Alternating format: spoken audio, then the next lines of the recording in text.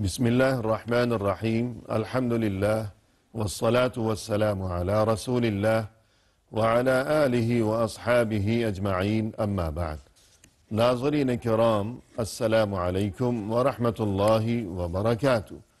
تفہیم دین کی اس محفل کے ہمراہ ہم آپ کی خدمت میں حاضر ہیں۔ آج کی اس ملاقات میں ہمارے ساتھ یہاں تشریف فرما ہیں محترم مہمان جناب شیخ شہاب اللہ بہادر صاحب، جو کہ معروف علمی شخصیت ہیں۔ تو آئیے ناظرین پروگرام میں ان کا استقبال کیا جائے۔ السلام علیکم شیخ۔ وعلیکم السلام ورحمۃ اللہ۔ ہماری بزم میں آپ تشریف لائے، جو کہ یقیناً ہمارے لیے انتہائی باعث مسرت ہے، لہذا ہم آپ کے شکر گزار ہیں اور کہتے ہیں کہ جزاکم اللہ خیرا۔ مبارک اللہ فیکم۔ آمین۔ ناظرین کرام، جہاں تک تعلق ہے آج کی اس ملاقات میں موضوع گفتگو کا، تو ایک اہم ترین حقیقت جسے ہمیشہ ذہن نشین رکھنا انتہائی ضروری ہے، اور یہ کہ دنیا و آخرت میں تمام تر کامیابی و کامرانی کا انحصار اور دار و مدار اسی چیز پر ہے، اور اس چیز کا نام ہے عدل و انصاف۔ اللہ سبحانہ و تعالی نے یہ تمام کائنات اور یہ تمام زمین و آسمان اس کی بنیاد ہی عدل پر رکھی ہے۔ جب تک یہ عدل اور یہ ایک مخصوص میزان جو کہ اللہ کی طرف سے مقرر فرمودہ ہے، جب تک یہ قائم رہے گا تو یہ تمام زمین و آسمان بھی قائم و دائم رہیں گے۔ اور چونکہ ہم بھی اس دنیا میں ہی رہتے ہیں، اس کائنات کا ایک حصہ ہے، لہذا ہمیں یہ بات سمجھ لینی چاہیے، اگر ہمارے تمام معاملات بھی خواہ ان کا تعلق گھریلو زندگی سے ہو، دفتری زندگی سے ہو، کاروبار سے ہو، یا زندگی کے کسی بھی شعبے سے ہو، ہمارے تمام معاملات جب تک عدل و انصاف پر مبنی رہیں گے تو بخیر و خوبی سلسلہ رواں دواں رہے گا۔ لیکن جہاں عدل کا دامن ہمارے ہاتھ سے چھوٹ گیا تو پھر یہ سفر جاری نہیں رہ سکے گا، اور خیر و خوبی کی جگہ وہاں بربادی ہوگی اور ناکامی و نامرادی کا سامنا کرنا ہوگا۔ لہذا آج کی اس ملاقات میں آئیے ناظرین کرام ہم آپ مل کر اپنے محترم مہمان کی زبانی رہنمائی حاصل کرتے ہیں۔ شیخ، انسان کے لیے دونوں جہانوں میں کامیابی و کامرانی کے لیے عدل و انصاف کی اہمیت و ضرورت دینی تعلیمات کی روشنی میں ارشاد فرمائیے گا۔ بسم اللہ الرحمن الرحیم، والحمد للہ رب العالمین، والصلاة والسلام علی سید المرسلین وعلی آلہ وصحبہ اجمعین، اما بعد۔ عدل و انصاف جو کہ ایک محترم لفظ ہے اور جس کا ایک خاص تصور ہے، جی جو دنیا میں ہر فرد کو مطلوب ہے، جی اور ہر پارٹی نظام اس کا دعویٰ کرتے ہیں، صحیح، اس لیے کہ اس کے بغیر نہ دنیاوی زندگی استقرار پا سکتی ہے، نہ اسی طرح سے اس میں رہنے والے لوگ خوشی و خرم زندگی گزار سکتے ہیں۔ لہذا عدل کا پایا جانا یہ ایک بہت بڑی ضرورت ہے، اور اسی لیے اللہ تبارک و تعالی نے فرمایا ہے وَالسَّمَاءَ رَفَعَهَا وَوَضَعَ الْمِيزَانَ، کہ سورہ رحمان میں ہے کہ اللہ تبارک و تعالی نے آسمان کو بلند کیا اور میزان کو رکھا۔ جی میزان کیا ہے؟ یعنی آسمان کو بلند کیا اور میزان کو رکھا، یعنی زمین میں عدل و انصاف کو قائم کیا۔ صحیح۔ تو میزان حقیقت میں کیا ہوتا ہے؟ کسی بھی چیز کو برابری پہ رکھ کے اس کا فیصلہ کرتا ہے، صحیح، نہ اس میں نیچا ہوتا ہے نہ اونچا ہوتا ہے، نہ افراط و تفریط ہوتی ہے، نہ ظلم و تعدی ہوتا ہے۔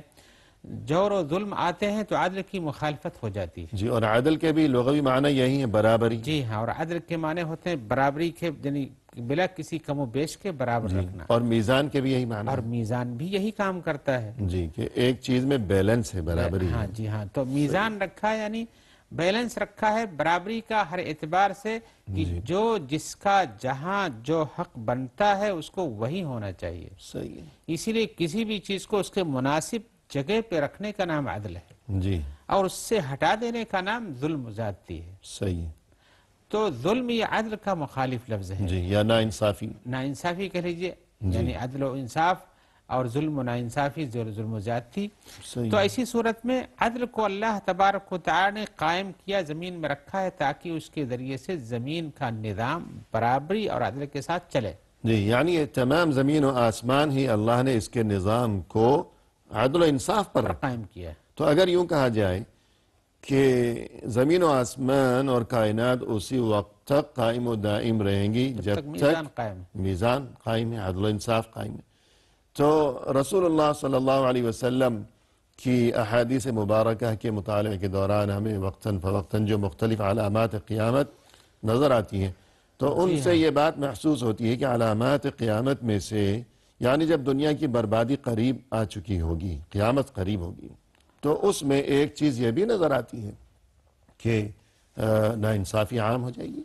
جی ہاں، ناانصافی عام ہونا یہ حقیقتاً اس نظام انسانی کو برباد کرنے کا ذریعہ ہے. اس لیے کہ جب عدل و انصاف پہ دنیا رکھی گئی ہے اور اسی کو ہٹا دیا جائے تو گویا کہ دنیا کی بربادی کے اسباب پیدا کیے یعنی صرف نظام انسانی ہی نہیں، ہم یہ جاننا چاہیں گے آپ کی زبانی کہ تمام کائنات کہ قیامت قریب آنے والی ہے. جی ہاں، وہ میزان تو اللہ نے فرمایا کہ ہم نے میزان رکھا ہے.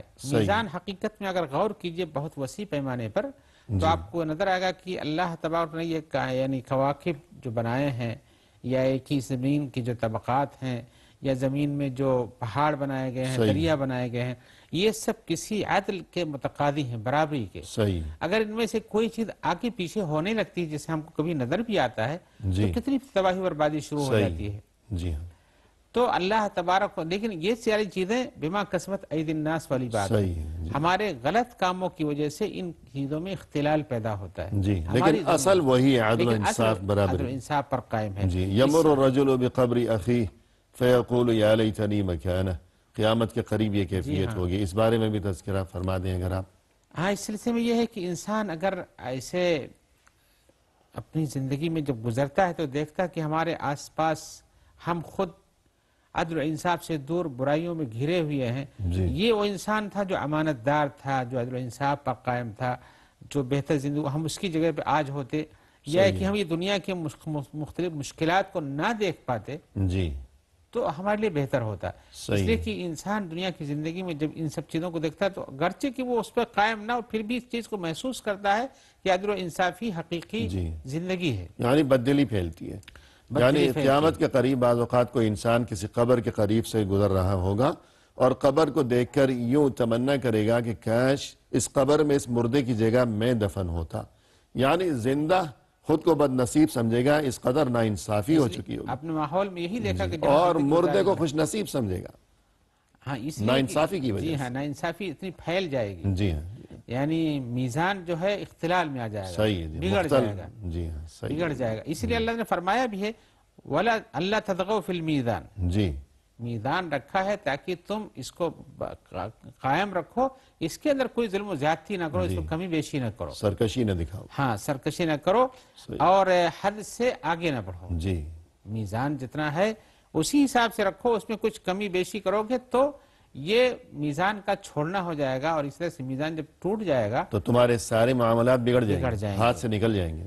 وَلَا تُخْسِرُوا الْمِيزَانِ. جی کہا گیا اور میزان میں کمی نہیں کرو، یعنی جتنا عمل مناسب جس جگہ کے لیے ہے.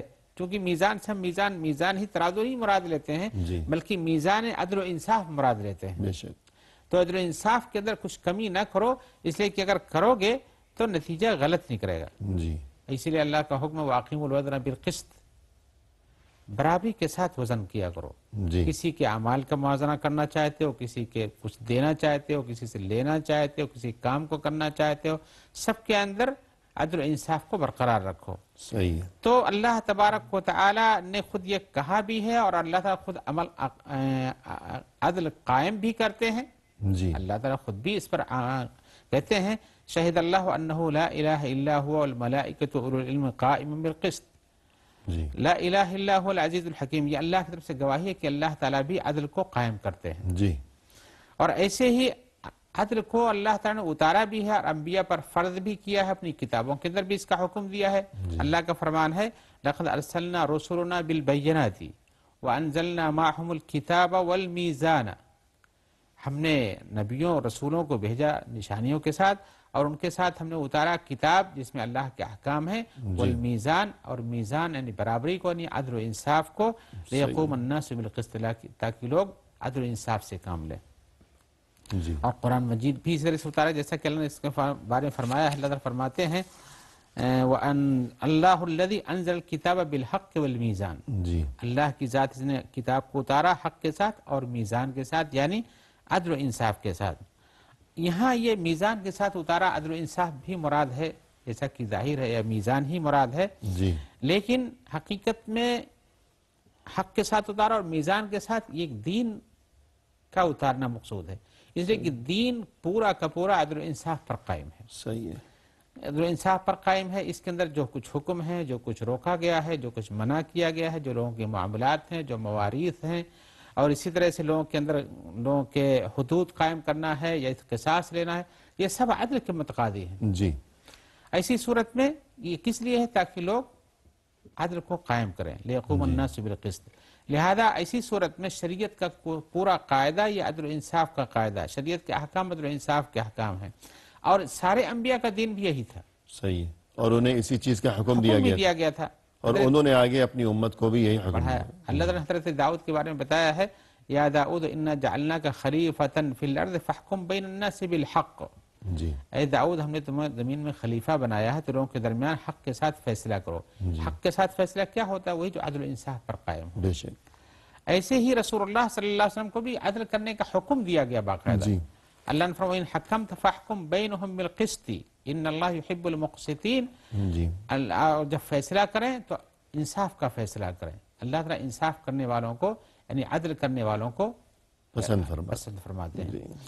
اور اسی طرح سے اللہ کے رسول کو حکم دیا گیا تو کہا گیا وَقُلْ آمَنْتُ بِمَا أَنزَلَ اللَّهُ مِنْ كِتَابٍ وَأُمِرْتُ لِأَعْدِلَ بَيْنَكُمْ. جی اس آیت میں کہا گیا کہ ہمیں حکم دیا گیا کہ میں عدل و انصاف سے کام لوں. صحیح ہے. اور عدل و انصاف کیا ہے؟ منہاج وہ طریقے سلیم ہے جو شریعت کے اندر بیان کیا گیا ہے. لہذا عدل کے ذریعے سے یہ زمین کے اندر جو میزان بنایا گیا ہے، اس سے زمین قائم ہے. عدل کے ذریعے سے مظلوم کا حق ظالم سے لیا جاتا ہے اور ضعیف کا حق غالب یعنی طاقتور سے لیا جاتا ہے. اگر یہی نہیں ہوتا تو ہر ظالم ہی غالب رہتا، بالکل. ہر قوی شخص ہی ضعیفوں کو ستاتا رہتا اور اس کے کوئی مددگار نہیں ہوتا. لہذا اس کا قائم کرنا اسی کی بنیاد پر زمین قائم ہے. وہ جو ایک حدیث ہے کہ سبعۃ یظلھم اللہ فی ظلہ یوم لا ظل الا ظلہ، سب سے پہلے الامام العادل کا تذکرہ ہے. جی اس لیے کہ امام عادل اپنی زندگی میں جو کرتا ہے اس کی بنیاد پر اس کا نظام مملکت یا نظام حکومت یہ قائم ہوتا ہے، اور اسی کی وجہ سے سارے لوگوں کو خوشی حاصل ہوتی ہے، سب کو اپنے حقوق حاصل ہوتے ہیں. اور جیسے کہ کہا گیا اگر کوئی آدمی عادل انصاف سے کام نہ لے بڑا تو اس کے چھوٹے لوگ اور بہت بڑا ظلم کر جاتے ہیں، وہ بھی بگڑ جاتے ہیں. جی فی الحال ایک وقفہ لے لیں. جی ناظرین کرام لیتے ہیں مختصر سا وقفہ، ہمارے ساتھ ہی رہیے گا.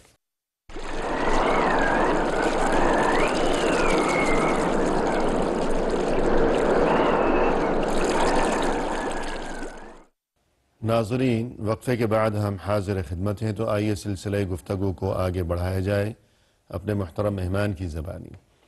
شیخ، وقفے سے قبل گفتگو یہ چل رہی تھی کہ عدل و انصاف کی اہمیت اس بات سے بھی واضح و ثابت ہوتی ہے کہ وہ جو مشہور حدیث ہے کہ 7 قسم کے افراد جنہیں قیامت کے روز اللہ سبحانہ و تعالی کی طرف سے بطور خاص اپنے سائے عرش کے نیچے جگہ عنایت فرمائی جائے گی کہ جب تمام کائنات میں اور کوئی سایہ کسی جگہ نصیب نہیں ہوگا کسی کو، تو ان میں 7 قسم کے افراد میں سب سے پہلے الامام العادل، یعنی عدل و انصاف سے کام لینے والا بادشاہ. تو اس کی وجہ کیا ہے کہ عدل و انصاف اگر میں کروں، آپ کریں، اس کی بنسبت اگر بادشاہ عدل و انصاف کرتا ہے تو اس کے لیے عدل و انصاف کی اتنی بڑی فضیلت کیوں ہے؟ حقیقت میں بادشاہ دنیا ایک مجموعہ ہے افراد کا، جی اور اس افراد کے مجموعے میں ہر ایک چھوٹے سے اوپر کے لوگ ذمہ دار ہوتے ہیں. صحیح. اور بادشاہ کی حیثیت جیسے انسانی جسم کے اندر دل کی ہوتی ہے جی کہ اگر دل خراب ہو گیا تو سارا جسم خراب ہو جاتا ہے، اور اگر دل ٹھیک رہا تو سارا جسم ٹھیک رہتا ہے، جیسا کہ اللہ کے رسول نے فرمایا ہے حدیث میں. اسی طرح سے اگر بادشاہ کے بگڑنے سے عدل و انصاف اس کی طرف سے نہ قائم ہو تو پوری رعایا بھی عدل و انصاف پر قائم نہیں رہ جاتی ہے. صحیح. لیکن اگر رعایا کو عدل و انصاف پہ قائم کرنے میں بادشاہ کامیاب رہتا اور امام عادل ہے تو اس کا نفع اتنے سارے لوگوں کو پہنچتا ہے، اور بلا شبہ اس کا اللہ کے عرش کے سائے کے نیچے ہونا اس بات کی دلیل ہے کہ اس کا یہ کام بہت بڑے اجر و ثواب کا مستحق بناتا ہے. جی. اور اگر بادشاہ انصاف سے کام نہیں لے گا تو اس کا نقصان بھی بہت سے لوگوں کو ہوگا، بہت زیادہ بڑی تعداد میں لوگ متاثر ہوں گے. جی ہاں، اس کی وجہ سے اس کا یہ عمل اپنی جگہ پر سارے لوگوں کو فائدہ پہنچاتا ہے، اور ممکن ہے کہ سارے لوگوں کے عدل و انصاف کی زندگی گزارنے کے سلسلے میں جب سارے کے سارے لوگوں کو حقوق ملتے ہوں تو اس کا ثواب اس کو بھی ملتا ہو. لہذا اتنا بڑا اجر اس کو بھی ملا اس کے اس کام کی بنیاد پر کہ اس کے اس کام کی بنیاد کی وجہ سے بہت سارے لوگوں کو فائدہ پہنچتا ہے اور سب ایک اچھے سعادت کی زندگی گزارتے ہیں. جی. تو اگر یوں عادل بادشاہ جب اس کی اتنی بڑی فضیلت ہے تو پھر اسی سلسلے کو اگر نچلی سطح پر لایا جائے تو قاضی ہے، جو کوئی قاضی ہے، جج ہے، اس کے لیے عدل جو ہے یعنی فیصلہ کرتے وقت لوگوں میں عدل کی کیا اہمیت اور کیا فضیلت اور کیا ضرورت ہے، تو اس بارے میں ارشاد فرمائیے گا. حقیقتاً عدل کا سب سے پہلے تقاضا ہم جہاں دیکھتے ہیں محکمے میں دیکھتے ہیں، قضا میں دیکھتے ہیں، اور اسی لیے آپ دیکھیں گے کہ عام طور سے قضا کی بلڈنگوں پر ترازو بنے رہتے ہیں. جی. یہ اس کا نشان ہے صحیح. تاکہ اس بات کی وضاحت کی جا سکے کہ یہاں فیصلہ میزان کے ساتھ عدل کے ساتھ ہوتا ہے. جی. انصاف کا ترازو. لیکن جب انصاف کے گھر سے بھی انصافی ہو تو بہت بڑی پریشانی. لہذا عدل جو ہے دو جھگڑا کرنے والوں کے درمیان، دو مدعیوں کے درمیان عدل سے کام لینا قاضی کی سب سے بڑی ذمہ داری ہے. جی. قاضی کی سب سے بڑی ذمہ داری ہے. اللہ تعالیٰ فرماتے ہیں ان اللہ یامرکم ان تؤدوا الامانات الی اہلھا واذا حکمتم بین الناس ان تحکموا بالعدل ان اللہ نعم ما یعظکم بہ. اللہ تعالیٰ حکم دیتے ہیں کہ امانتوں کو لوگوں تک پہنچا دو، اور جب لوگوں کے درمیان فیصلہ کرو تو عدل کے ساتھ فیصلہ کرو. ان اللہ نعم ما یعظکم بہ، اللہ تعالیٰ بہت ہی بہتر تمہیں وصیت نصیحت کرتے ہیں. گویا کہ ایک بہترین نصیحت ہے اللہ کی طرف سے کہ امانت کو پہنچاؤ اور فیصلہ کرو تو عدل و انصاف کے ساتھ کرو. جی. اور اسی عدل و انصاف کے فیصلے کے ساتھ وطنوں کو استقرار حاصل ہوتا ہے اور انسان کو سعادت ملتی ہے. ورنہ ایک انسان جس کا حق تھا اس کو نہ دے کر کے غیر کو دے دیا جائے تو غیر ظلم و زیادتی پڑ جائے گا، اور جس کا حق تھا وہ مظلوم ہو جائے گا. جی. اور اسی صورت میں انسان کی سعادت مندی جو خوشی ہونی چاہیے تو چلی جاتی ہے. اور صرف انسان کے ہی نہیں بلکہ وہ شخص جس کے ساتھ ظلم کیا گیا ہے، ناانصافی کی گئی ہے فیصلے میں، شاید اس کے دل میں جذبہ انتقام جو ہے وہ جوش مارنے لگے. جی ہاں، فتنہ و فساد برپا ہوگا، خون ریزی ہوگی. تو اس کی وجہ سے جو خیر حاصل ہونا چاہیے وہ شر میں بدل جاتا ہے. جی. اور تو پورا ملک اور پورا معاشرہ متاثر ہوگا. ہاں، تو اسی لیے محکمے کے فیصلے میں عدل و انصاف کا جو حکم ان تحکموا بالعدل کا جو حکم ہے تاکہ لوگوں کے اندر سعادت مندی کو پھیلایا جا سکے. جی. اگر کوئی یہ کہے کہ یہ انصاف اور یہ عدل یہ چیزیں تو اس کے لیے ہے، مثلا جو کوئی بادشاہ ہے، سربراہ مملکت ہے، یا کوئی قاضی بیٹھا ہوا ہے کورٹ کے اندر، میرا کیا کام ہے، تو کیا کہا جائے گا؟ لیکن ایسا بھی نہیں ہے، بلکہ اللہ تبارک و تعالی نے جب میزان اتارا ہے جی. اور سب کے لیے اتارا ہے اور کہا کہ حق کا فیصلہ کرو، بلکہ اس کا حکم بھی دوسروں کو دیا. ایک عام حکم جس کو ہم عام طور سے جمعہ کے خطبوں کے آخر میں سنا کرتے ہیں. جی. اللہ کا فرمان ہے سورہ النحل کی آیت نمبر 90 میں، ان اللہ یأمر بالعدل والاحسان وایتاء ذی القربى وینہی عن الفحشاء والمنکر والبغی یعظکم لعلکم تذکرون.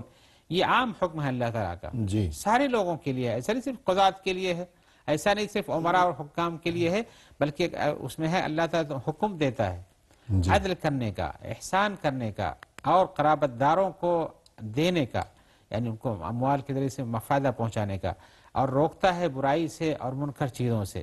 اور ظلم و زیادتی سے. یہ اس آیت کے اندر مختلف احکام ہیں، جن میں سب سے پہلا حکم ہے عدل کرنے کا. تو یہ سارے لوگوں سے مطلوب ہے، صرف انہی لوگوں سے نہیں جن کے بارے میں ہم سوچتے ہوں، بلکہ ہمیں اپنے طور پر بھی، آپ کو بھی، ہر تیسرے فرد کو، ہر کسی کو بھی عدل کرنے کا حکم اللہ تبارک و تعالی نے دیا ہے. بلکہ ایک دوسری آیت میں فرمایا یا ایھا الذین آمنوا کونوا قوامین بالقسط شہداء للہ ولو علی انفسکم او الوالدین والاقربین. اے ایمان والو، عدل کا فیصلہ کرنے والے بن جاؤ اور اللہ کے لیے گواہ بنو، چاہے اپنے اوپر ہی نقصان پہنچاؤ. یعنی اگر تمہارا حق نہیں بنتا ہے تو نہیں لو، جس کا حق بنتا ہے اس کو دو.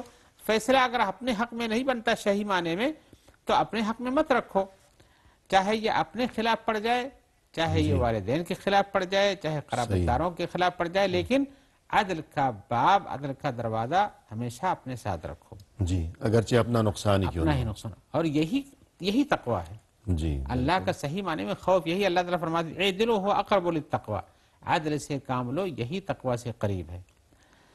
تو اسی صورت میں اللہ تبارک و تعالی نے انسانوں کو اپنے فیصلے میں، اپنے کاموں میں، اپنی دنیا کی زندگی میں، لوگوں سے معاملات میں، ہر چیز میں عدل و انصاف کے قائم کرنے کا حکم دیا ہے. بلکہ دشمن کے خلاف بھی، دشمن کے خلاف بھی، حتیٰ کہ ناانصافی نہ کی جائے. جی ہاں. وَلَا يَجْرِمَنَّكُمْ شَنَآنُ قَوْمٍ عَلَىٰ أَلَّا تَعْدِلُوا.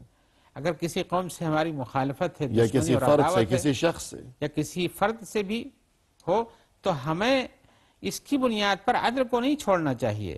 یعنی اگر کسی سے ہماری کوئی ناراضگی ہے، فرض کیجئے خدا نخواستہ، اور کسی بڑے شخص نے اس کے بارے میں ہم سے دریافت کیا، ہمیں معلوم ہے کہ مثلا اس کی ملازمت کا معاملہ ہے یا اور کوئی مفاد وابستہ ہے، اور اس شخص سے ہماری رنجش ہے کسی وجہ سے، اس سے بھی بڑھ کر اگرچہ اس نے ہمیں کبھی کسی موقع پر کوئی نقصان بھی پہنچا رکھا ہو، لیکن ہمارے لیے تعلیم یہ ہے کہ ہم اس شخص کے بارے میں بھی جب ہم سے پوچھا جائے تو ہم وہ بات کہیں جو عدل و انصاف کے تقاضے کے مطابق ہوتی ہے. اور اسی پر یہی اللہ سے خوف اور تقوی کا یہی مطلوب بھی ہے کہ انسان کو اس پر قائم رہنا چاہیے. لہذا انسان کو عدل کو کرنا چاہیے، چاہے جس سے دوستی ہے، جس سے دشمنی ہے. اپنا جھگڑا اس بات تک نہیں پہنچانا چاہیے کہ ہم عدل و انصاف سے دور ہو جائیں. اور عدل و انصاف سے دور ہو جائیں گے تو ظلم میں پڑ جائیں گے. صحیح ہے. اور ظلم کے بارے میں حدیثوں کے اندر بہت سی ممانعت پائی جاتی ہے. اللہ کے رسول نے فرمایا ایاکم الظلم، ظلم سے بچو، فإن الظلم ظلمات یوم القیامہ. یہ ظلم دنیا کا قیامت کے دن بہت سارے ظلمات میں تبدیل ہو جائے گا، تاریکیوں میں بدل جائے گا، جبکہ وہاں انسان کو روشنی کی ضرورت ہوگی. اللہ نے فرمایا حدیث قدسی میں یا عبادی انی قد حرمت الظلم علی نفسی وجعلته محرما بینکم فلا تظالموا. ظلم و زیادتی ہم نے اپنے اوپر بھی منع کر رکھا ہے، یعنی ہم نہیں کرتے ہیں، لہذا تم لوگ بھی ظلم و زیادتی سے کام مت لو. صحیح. اللہ کے رسول دعا بھی کرتے تھے کہ اللہ تعالیٰ مجھ کو ظالم نہ بنا، نہ ظالم کرنے والا بنو، نہ مظلوم بنو. اللہم انی اعوذ بک من الفقر والقلت والذلت واعوذ بک من ان اظلم او اظلم. تو اللہ کے رسول بھی اس طرح کی دعا کرتے تھے، یا اللہ میں تیری پناہ طلب کرتا ہوں اس بات سے کہ میں کسی پر ظلم کروں یا میرے اوپر ظلم یا مجھ پر ظلم کیا جائے. ظلم ہر اعتبار سے دونوں طرف سے منع ہے. چاہے ظلم کیا جائے انسان پر وہ بھی ممنوع ہے، ظلم کرنا بھی ممنوع ہے. لہذا انسان کو اپنے ہر کام میں جس کا حکم دیا جاتا ہے اس میں ہمیشہ عدل و انصاف سے کام لیتے، سارے کاموں کے اندر. اتق دعوة المظلوم فإنه ليس بينها وبين الله حجاب. اور یہ اس لیے ہے کہ مظلوم انسان کی دعا اللہ تعالیٰ فوری طور پر قبول کرتے ہیں. اللہ کو ظلم بالکل پسند نہیں ہے. محرم کر دیا بندوں پر تو کہا ظلم نہیں کرو، ظلم سے بچو، اس لیے کہ قیامت کے دن تمہارے لیے پریشانیوں میں تبدیل ہو جائے گا، ظلمات یعنی تاریکیوں میں تبدیل ہو جائے گا. یعنی اگر ظلم کوئی یہ کہے کہ میرے سامنے یہ مزدور ہے، ملازم ہے، ڈرائیور ہے، جو کوئی بھی ہے، یہ تو غیر مسلم ہے، اس کے ساتھ کیا انصاف اور کیا ظلم برابر ہے، یہ ستاؤ اس کو، تو یہ سوچ کیسی ہوگی؟ کیا کہا جائے گا؟ یہ غلط ہے، اس لیے کہ عدل و انصاف کا حکم مطلقاً ہر انسان کے ساتھ دیا گیا ہے. اس کا کسی مذہب سے تعلق نہیں ہے. مسلم ہو، غیر مسلم ہو، لڑکا ہو، بچہ ہو، بوڑھا ہو، کوئی بھی ہو، حتیٰ کہ آپ کے اوپر آپ کو نقصان پہنچانے والا ہو یا آپ اس کو نقصان پہنچانے والے ہوں، ہر حال میں عدل و انصاف کا حکم دیا گیا اور ظلم و زیادتی سے ہر حال میں روکا گیا ہے. یعنی بہت سے لوگ جن کے دل میں دینی جذبات ہوتے ہیں لیکن دینی شعور کی کمی ہے، وہ سوچتے ہیں کہ میرا ساتھی یہ مزدور ہے مثلا، یہ غیر مسلم ہے، تو اس کے ساتھ میں بد اخلاقی کا مظاہرہ کروں یا ستاؤں تو شاید مجھے ثواب ملے گا. یہ دینی فہم کی کمی کی بنیاد پر ہے. حقیقت یہ ہے کہ اللہ تبارک و تعالی نے میزان و عدل کو اتارا ہے تو اس کو ہر حال میں نافذ کرنا چاہتے ہیں. صحیح. بندہ اگر اس میں کہیں مخالفت کرتا ہے اپنی ناسمجھی کی بنیاد پر تو یہ اس کی اپنی غلطی ہوتی ہے. صحیح. لیکن شریعت کو مطلوب نہیں ہے جس کو یہ سمجھ رہا ہے. جی. اللہ تبارک و تعالی کو اس کے احکام کی مخالفت کے ذریعے خوش نہیں کیا جا سکتا ہے. یعنی اگر ظلم و زیادتی کسی غیر مسلم کے ساتھ بھی کی گئی ہے تب بھی یہ حکم ہے کہ اتقی دعوت المظلوم، مظلوم کی بددعا سے ڈرو، اگرچہ وہ غیر مسلم ہی کیوں نہ ہو. اس لیے کہ اس کے اور اللہ کے درمیان کوئی پردہ نہیں ہے. بلکہ جہاں تک غیر مسلم کا معاملہ ہے تو اس کے ساتھ عدل و انصاف اور خوش اخلاقی اس چیز کی ضرورت اور زیادہ بڑھی ہوئی ہے تاکہ وہ ہمارے حسن اخلاق سے، ہمارے عدل و انصاف سے متاثر ہو اور شاید یوں یہ چیز اس کے لیے دین اسلام کی قبولیت کی طرف رغبت کا سبب اور وسیلہ بن جائے. اور افسوس کہ ہم اس ناحیے کو، اس جانب کو اسلام پسے پش ڈالے ہوئے ہیں جس کی بنیاد پر ہمارا اپنا اسلام بھی ہماری بدعملیوں کی وجہ سے بدنام ہو جاتا ہے. صحیح ہے. جبکہ شریعت کا مقصود یہ نہیں تھا. اس لیے کہ عدل و انصاف کرنے والے اللہ کو محبوب ہیں ہر حال میں. جی. اور ان کا بڑا مقام ہے، اللہ کے عرش کے سائے کے دائیں طرف ہوں گے، اور اسی طرح سے نور کے منبر ان کو عطا کیے جائیں گے. جی. تو انسان کو ہمیشہ قیامت کے دن بھی اپنا یاد رکھیں کہ ہم دنیا میں جو ظلم زیادتی کر لیں گے، عدل و انصاف سے ہٹ کے کام کریں گے، اس کا نقصان آخرت میں پہنچے گا. صحیح ہے. تو قیامت کے دن حدیث میں آیا ہوا ہے، حضرت ابو ہریرہ کی حدیث ہے، ما من امیر عشرۃ الا یؤتی بہ یوم القیامۃ مغلولا. جی. کوئی 10 آدمیوں کا ایک ذمہ دار بھی ہے تو اس کو قیامت کے دن لایا جائے گا قید و بند میں. جی. لا يفقه الا العدل. اگر عدل و انصاف سے کام لیا ہے تو اس کی نجات حاصل ہو جائے گی. اور یوبقہ الجور، اور اگر ظلم و زیادتی سے کام لیا ہے تو خسارے میں پڑ جائے گا. تو چاہے ایک آدمی ہو، 2 آدمی ہو، 10 آدمی ہو، اس سے زیادہ کہ کوئی انسان ذمہ دار ہے تو اسے سوچنا چاہیے کہ اپنے ماتحت کے لوگوں کے ساتھ بھی عدل و انصاف سے کام لینا ہی آخرت میں اس کے لیے کامیابی کا ذریعہ بن سکتا ہے. بے شک. اور یہ جو حدیث ہے کہ ان المقسطین عند اللہ علی منابر من نور عن یمین الرحمن عز وجل وکلتا یدیہ یمین الذین یعدلون فی حکمہم واہلیہم وما ولو. جی. یہ حدیث عدل و انصاف کرنے والوں کے بہت بڑے فضل کو بیان کرتی ہے. جی. اس میں آیا کہ عدل و انصاف کرنے والے اللہ کے نزدیک نور کے ممبروں پر ہوں گے. جی. اور یہ اللہ تعالیٰ کے دائیں طرف ہوں گے. صحیح.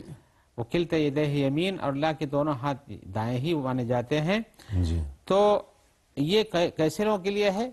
جو لوگ اپنے اہل و عیال کے بارے میں، اپنے حکم اور فیصلے میں، اپنے متعلقین میں، اپنے ماتحت ذمہ داروں میں، یہ لوگ جو عدل سے کام لیتے ہیں. جی. تو یہ جو اس حدیث کے ضمن میں اہل و عیال کے بارے میں، ماتحتوں کے بارے میں، گویا کہ یہ عدل و انصاف کی مختلف صورتیں یہاں مذکور ہیں.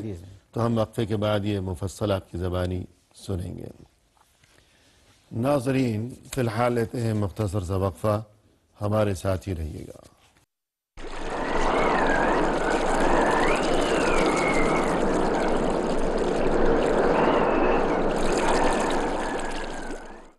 ناظرین، وقفے کے بعد ہم حاضر خدمت ہیں، تو آئیے اس سلسلے گفتگو کو اب پائے تکمیل تک پہنچایا جائے اپنے محترم مہمان کی زبانی.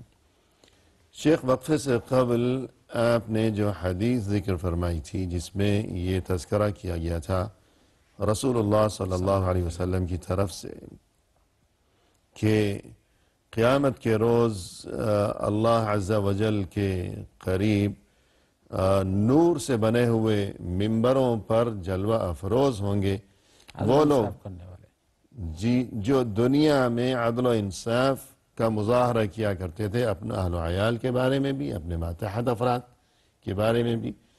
تو اس حدیث کو بنیاد بناتے ہوئے اگر اس گفتگو کو آپ کی زبانی ہم یوں آگے بڑھانا چاہیں کہ معاشرے میں عدل و انصاف کے مختلف مظاہر اور مختلف شکلیں، اس بارے میں کچھ مثالوں سے ارشاد فرمائیے گا۔ اس میں ہم سب سے پہلے یہ کہیں گے کہ انسان کے عدل و انصاف کے مختلف جو شکلیں بنتی ہیں، سب سے پہلے اس کی اپنی ذات ہی ہے، جی، اس کی اپنی ذات بھی ہے کہ اس کے اندر بھی عدل و انصاف کا معاملہ پیدا ہوتا ہے۔ مثال کے طور پر آدمی بذات خود عدل و انصاف پر قائم ہو، جب اس کو نصیحت کی جائے کہ بھئی تم غلط کار ہو، تو عدل کی بات ہے کہ اس کو صحیح بات بتائی جا رہی ہے، جی، اسے قبول کر لینا چاہیے۔ اور جب اسے دیکھے، وہ خود دیکھے کوئی آدمی غلط راستے پہ ہے، تو اس کے نفس کا تقاضا ہے عدل و انصاف پہ چلنے کا کہ یہ انسان کو ظلم سے روکے، جی، اچھائی کا حکم دے۔ اور اسی طرح سے جب اس کو بتایا جائے کہ تم غلط ہو، تو حق کی اتباع کرتے ہوئے باز آ جائے۔ دوسرے کو دیکھے تو اس کا حق، اس کو ذاتی طور پر حق بنتا ہے کہ دوسرے کو بھی غلط چیزوں سے روکے۔ اگر آسان الفاظ میں اس کو یوں کہا جائے کہ عدل کی ایک شکل یہ ہے کہ انسان خود اپنے آپ پر ظلم کرنے سے باز رہے، اپنے ساتھ تو انصاف کرے پہلے، جی، یہ کہنا درست ہوگا؟ یہ بھی درست ہے۔ جی، اس لیے اپنے کہ ساتھ کیسے ظلم کر رہا ہے انسان؟ اپنے ساتھ ظلم کرنے کی بہت ساری شکلیں ہیں۔ جی، رب کے حقوق نہیں ادا کرتا، یہ بھی ظلم ہے۔ صحیح، طغیان سے کام لیتا ہوں لوگوں کے ساتھ، یہ بھی ظلم ہے۔ حق جانتے ہوئے چھوڑ دیتا ہوں، یہ بھی ظلم ہے۔ حق جانتے ہوئے نہ کرنا، یہ بھی ظلم ہے۔ صحیح، تو غلط عقیدہ و ایمان اس نے اپنا رکھا ہے، یہ اس کے اوپر ان ظلم ہے۔ الشرک لظلم عظیم، اور غلط عقیدہ کی بنیاد پر شرک کی زندگی گزارنے پر یہ بہت بڑا ظلم ہے، صحیح، ظلم عظیم کرتا ہے۔ اللہ کی نافرمانی کسی بھی شکل میں ہو، وہ ظلم یہ ہے، خود اپنے آپ پر اپنے ظلم اوپر کر رہا ہے۔ اور اس لیے اپنے کہ آپ پر ظلم کرنے سے انسان باز رہے کہ خود اپنے آپ پر تو رحم کرنا چاہیے، ضرور دوسروں پر رحم کرے تو بہت اچھی بات ہے، کرنا یہ چاہیے، اپنے ساتھ عدل و لیکن انصاف جی، سے کام لے گا تو ایسا کرے گا۔ لہذا انسان کے ساتھ اپنے اوپر بھی عدل و انصاف کی ایک شکل ہے کہ اپنے آپ کو میزان پر رکھے۔ سب سے پہلی شکل ہی یہی ہے یہی ہے، میزان پر رکھے جی کہ اپنے آپ پر ظلم نہ کیا کرے انسان۔ وما ظلمهم اللہ ولکن كانوا انفسهم یظلمون، کہ جو لوگ وہاں جہنمی ہوں گے تو ان کے بارے میں اللہ سبحانہ وتعالی کا ارشاد ہے کہ اللہ نے ان پر کوئی ظلم نہیں کیا، یہ خود اپنے آپ پر ظلم کرتے رہے دنیاوی زندگی میں۔ اس لیے حقیقت پہ نہیں چلیں گے، میزان پہ نہیں چلیں گے، جی، عدل و انصاف پر نہیں چلیں گے، عبادت میں، ریادت میں، معاملات میں، بیع و شراء میں، تو نتیجہ وہی نکلے گا۔ لہذا عدل و انصاف کی پہلی اور اہم ترین شکل یہ ہوئی کہ انسان خود اپنے ساتھ انصاف کیا کرے، یعنی اللہ کی مرضی کے مطابق چلے۔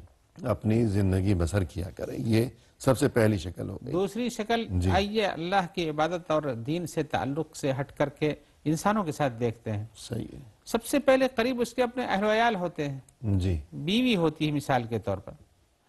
اگر اس کے ساتھ اس نے انصاف سے کام نہیں لیا تو یہ بھی بہت بڑا ظلم ہوگا۔ اور اس سب سے پہلے معاملاتی زندگی میں پہنچتے ہوئے عدل و انصاف کی واضح شکل بیوی اور گھر والوں کے ساتھ عدل و انصاف ہے۔ جی، اور قرآن مجید کا ارشاد بھی ہے وَلَهُنَّ مِثْلُ الَّذِي عَلَيْهِنَّ بِالْمَعْرُوفِ، صحیح ہے، ان کے بھی حقوق ایسے ہی ہیں جیسے کہ تمہارے حقوق ان پر ہیں، عدل و انصاف کے ساتھ، معروف کے ساتھ۔ تو ہر اس صورت میں جب دونوں کے حقوق ہیں اسی طرح سے تو ہر ایک کو اب حق ادا کرنا چاہیے۔ یہ نہ کوئی سمجھے کہ میرے حقوق بہت زیادہ ہیں، اس کے تو کچھ بھی نہیں، جی، ظلم و زیادتی پہ اتر جائے۔ اور جب معروف سے حکم دیا گیا ہے تو انسان کو چاہیے کہ حقوق جتنے ہوتے ہیں ان کے دائرے کار میں رہتے ہوئے ان سے اتنا ہی چیز طلب کرے، صحیح، اور ان کے جو حقوق ہوتے ہیں ان کو ادا کرے تاکہ عدل و انصاف پر چل سکے۔ جی، یعنی بیوی کے ساتھ انصاف ہو، انصاف ہو، ظلم و زیادتی نہ ہو، اور حسن عشرت جو عاشروہن بالمعروف کا جی، حکم ہے، حسن معاشرت حسن وغیرہ، معاشرت اس کو قائم رکھے۔ صحیح ہے، ایسے ہی بیوی سے ہٹ کے بچوں پہ آئیے، صحیح، بچوں کے ساتھ بھی عدل و انصاف سے چلنا بہت ضروری ہے۔ اللہ کے رسول صلی اللہ علیہ وسلم کے سامنے اس قسم کا ایک معاملہ پیش آیا جس میں ایک صحابی نے آ کے کہا کہ اللہ کے رسول میں نے اپنے بیٹے کو ایک باغ دیا ہے تو آپ اس پر گواہ بن جائیے۔ جی، شاید نعمان ابن بشیر، جی، نعمان بن بشیر کا واقعہ ہے۔ صحیح، تو اللہ کے رسول نے فرمایا کہ آتیت کل اولادک مثلہ، جی، جیسے اس کو دے رہو سب بچوں کو دیا ہے؟ کہا نہیں۔ فقال رسول اللہ صلی اللہ علیہ وسلم انی لا اشہد علی ظلم، جی، میں ظلم پر، لفظ میں ہے جور پر گواہ نہیں بننا چاہتا۔ جی، گویا کہ بچوں کے اندر بھی عدل و انصاف سے کام لینا چاہیے. اسی لیے اللہ کا حکم ہے عدلوا بین اولادکم فی النحل. اپنے بچوں کو عطیہ کرنے میں، ہبہ دینے میں، ان کو کچھ گفٹ دینے میں، ان کو عطا کرنے میں عدل و انصاف سے کام لو. کما تحبون ان یعدلوا بینکم فی البر واللطف. جیسے کہ تم چاہتے ہو کہ سب تمہارے ساتھ یکساں سلوک کریں، سب بہتر بنیں. تو جب سب کو یکساں اپنے ساتھ بہتر دیکھنا چاہتے ہو، یہ نہیں چاہتے کہ جو ایک نہیں کچھ کرتا ہے کوئی بات نہیں اور ایک کرتا ہے تو اس کی پوری ذمہ داری ہے، سب کی ذمہ داری سمجھتے ہو. اس طرح سب کو دینے میں بھی برابری کیا کرو. جی، یعنی یہ بات جو اس حدیث میں ہے کہ کما تحبون ان یعدلوا بینکم فی البر واللطف، یہ بہت پتے کی بات ہے. جی ہاں، تاکہ وہ کہ والدین کی یہ خواہش ہوتی ہے یقیناً کہ ہمارے سبھی بچے ہمارے ساتھ یکساں طور پر حسن سلوک کا معاملہ کریں، سب ہمارے خدمت گزار رہیں، خبر گیری کیا کریں اور فرما برداری کا راستہ اپنائیں. تو اگر بچوں میں سے کوئی ایک فرما بردار ہے اور دوسرا ہے نافرمان اور دل دکھاتا ہے اور تکلیف پہنچاتا ہے، کوئی بات نہیں مانتا، تو یہ بات والدین کے لیے کس قدر صدمے کا باعث بن جائے گی. تو اگر اس صدمے سے بچنا مقصود ہے تو پہلے ہماری ذمہ داری ہے کہ آج جب ہمارا وقت ہے تو ہم ان سب میں برابری اور انصاف سے کام لیا کریں. اگر ہم نے اونچ نیچ کر دی تو جواب بھی ویسے ہی ملے گا. جس کو ہم زیادہ لاڈ پیار کرتے ہیں وہ شاید فرما برداری کرے گا، جس کو ہم نظر انداز کرتے ہیں وہ شاید بگڑ جائے گا. اور یہ بھی ممکن ہے کہ کسی کو والدین ساری زندگی زیادہ لاڈ پیار کرتے رہے صرف اس لیے کہ یہ بیٹا ہے اور وہ بیٹی ہے، بیٹی کا کیا، یا اس لیے کہ اس کی رنگت اچھی ہے، شکل پیاری ہے، خوب لاڈ پیار کیا، دوسرے کی شکل معمولی ہے، اور ساری زندگی ناانصافی کی ایک کے ساتھ لاڈ پیار کرتے رہے، شاید کل وہی بگڑ جائے. اللہ کی طرف سے سزا جو ہے ہر اعتبار سے محبت میں، توجہ میں، عنایت میں، خرچ کرنے میں، پڑھانے میں، لکھانے میں اپنی کوشش برابری کی ہونی چاہیے. صحیح، بیٹے اور بیٹی میں فرق نہ ہو، بیٹا بیٹی میں فرق نہ ہو. ابھی اللہ کی طرف سے کسی کو زیادہ کچھ صلاحیات عطا ہوئی ہے، وہ آگے بڑھ جاتا ہے تو یہ اس کا اپنا کمال ہے، لیکن اپنی جانب سے کوئی نقصان، کوئی ظلم نہیں ہونا چاہیے. اور جو بہت سے لوگ شکل کی وجہ سے فرق کرتے ہیں کہ اس کی شکل اچھی ہے، رنگ اچھا ہے، تو کیا شکل یا بیٹا یا بیٹی ہونا یہ چیز انسان کے اپنے اختیار میں ہے؟ نہیں. اگر یہ چیز اپنے اختیار میں ہوتی تو ہر کوئی بہترین خوبصورت ترین شکل لیے ہوئے پیدا ہوتا. تو یہ بات تو سب کو، ماں باپ کو سمجھنی چاہیے کہ یہ بچے کے اختیار میں تھوڑی ہے کہ اچھی شکل لے کے آیا، یہ معمولی شکل لے کر آیا، لہذا رات دن ہمارا لاڈ پیار سب اس کے لیے ہے کہ جس کی شکل اچھی ہے. بچوں کے اندر تمیز کسی بھی پوزیشن سے ان کی ذاتی یعنی خلقت کے حساب سے ہو، یا ان کی اپنی فطرت اور ان کے اپنے یعنی دماغ و ذہن کے حساب سے ہو، یہ اپنی جگہ پر ہے. لیکن ہماری جانب سے معاملے میں برابری مطلوب ہے، شریعت کو عدل مطلوب ہے. اور اسی طرح سے یہ کہا جیسے تم چاہتے ہو کہ تمہارے ساتھ حسن سلوک سے پیش آئیں وہ لوگ، اطاعت کریں، ہر ایک سے چھوٹا ہو، بڑا ہو، بیٹا ہو، بیٹی ہو، کسی بھی طرح کا ہو، سب بہتر برابر پیش آئیں. اسی طرح سے آپ کو بھی برابری سے پیش آنا چاہیے. اور یہ بات بھی اکثر دیکھنے میں آتی ہے کہ بعض اوقات مہمان آتے ہیں کسی کے ہاں، اور جو میزبان ہے اس کے بچوں میں سے کسی کی شکل بہت اچھی ہے. اب مہمان بھی ایسے نادان کہ آتے ہی کہتے ہیں کہ وہ بچہ جو وہ بہت پیارا بچہ ہے نا، وہ کہاں ہے، ذرا اسے تو لاؤ، وہ کہاں ہے، نظر نہیں آ رہا. تو باقی بچے کیا سوچیں گے بیچارے؟ احساس کمتری کا شکار ہو جائیں گے، حسد میں مبتلا ہو جائیں گے، جذبہ انتقام، اشتعال کے جب موقع ملے گا تو وہ بدلہ لیں گے، خرابی پھیلائیں گے. بہرحال اس طرح کی ظلم و زیادتی کسی بھی طرح سے ہو، نقص نکالنا ہو، یا کہ کسی کی تعریف کرنا ہو، کسی کے منہ پر بچوں کی تنقیص کرنا ہو دوسرے بھائی کے مقابل میں، یہ ساری چیزیں عدل و انصاف کے خلاف ہیں. اللہ کے رسول نے فرمایا کہ عدلوا بینکم بین اولادکم فی النحل عطیہ. اس لیے کہ انسان کسی سے خوش ہوتا ہے تو اس کو زیادہ دیتا ہے. اس خوشی کا اظہار اگر دینے کے ذریعے سے کرتا ہے یہ غلط ہے. اللہ کے رسول سب کے ساتھ برابری اور احسانیت کا سلوک کرنا چاہیے. لہذا یہ عدل و انصاف خاندان میں بیوی سے اترنے کے بعد بچوں کے ساتھ بھی ایسا ہی مطلوب ہے. اس میں کچھ فرق نہیں ہے. بلکہ یہ حصہ اور نیچے اتر کے آئیے، اگر کہیں ذمہ دار کوئی انسان ہے، اس کے ماتحت کچھ افراد ہیں، ان کے درمیان بھی اس طرح سے عدل و انصاف سے کام لینا چاہیے.